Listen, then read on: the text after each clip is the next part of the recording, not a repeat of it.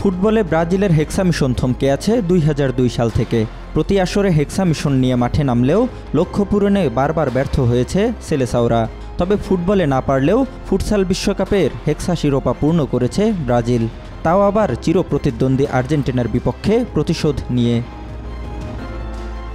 উজবেকিস্তানে আয়োজিত এবারের আসরে চিরপ্রতিদ্বন্দ্বী শক্তিশালী আর্জেন্টিনাকে ২-১ গোলের ব্যবধানে হারিয়ে এবারের শিরোপা ঘরে তুলেছে ব্রাজিল। তাশখন্দের হোমো অ্যারেনায় হওয়া ফিফা ফুটসাল বিশ্বকাপের ফাইনালে ৪০ মিনিটের হাড্ডাহাড্ডি লড়াই দেখেছে ভক্তরা। ম্যাচের ৫ম মিনিটে মার্সিনিওর বাড়ানো বল থেকে আর্জেন্টিনার জালে বল পাঠান ফেরাও। খেলায় ফেরার চেষ্টা চালিয়ে উল্টো ১২ মিনিটে রাফা সান্তোসের করা আবারও ১ গোল হজম করতে হয় আর্জেন্টিনাকে। ফলে প্রথমার্ধে তেমন কোনো সক্ষমতা দেখাতে পারেনি আর্জেন্টিনা।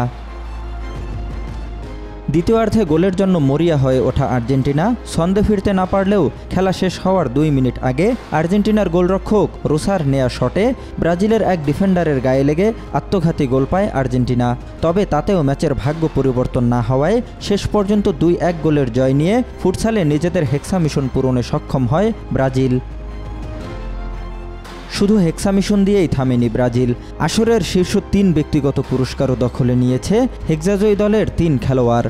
সেরা খেলোয়াড়, সেরা গোলদাতা ও সেরা গোলকিপারের ৩টি পুরস্কারই উঠেছে ব্রাজিলের হাতে।